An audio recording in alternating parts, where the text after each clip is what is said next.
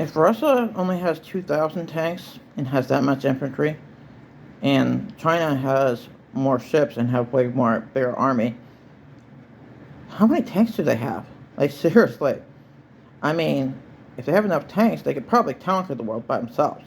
Russia, on the other hand, I don't think Russia's going to do much of anything after this. After losing as many vehicles they have had, they're probably not going to be able to do much of anything except for play defense. Their lack of tanks and aerial vehicles for their number of troops is concerning. Especially if it's definitely concerning for the rest of the world too. I mean, for every 100,000 troops, you should at least have 25,000 tanks, or at least 5,000 at least, and at least the same number of air. I mean, for fighters or bombers or whatever. I mean, you should at least have 2,000 aerial vehicles for every 100,000 troops. What you got? The amount of lack of... You might have nuclear bombs, but I mean, like, seriously.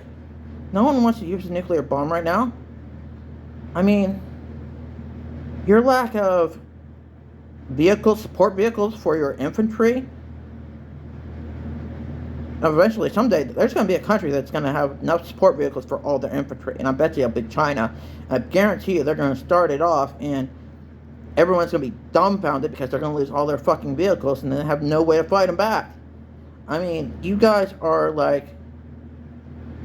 It's really stupidly surprising how weak the UN is.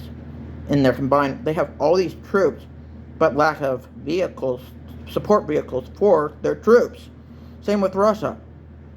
It's downright surprising and scary that you all didn't factor in how many support vehicles and different types of support vehicles you need per every 100,000 infantry.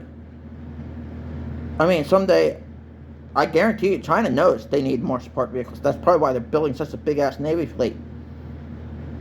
I mean, I bet you they have way more tanks than Russia, too, in support vehicles.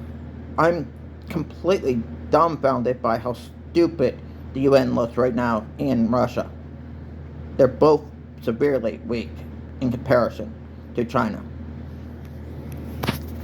because of lack of support vehicles for their infantry and armies.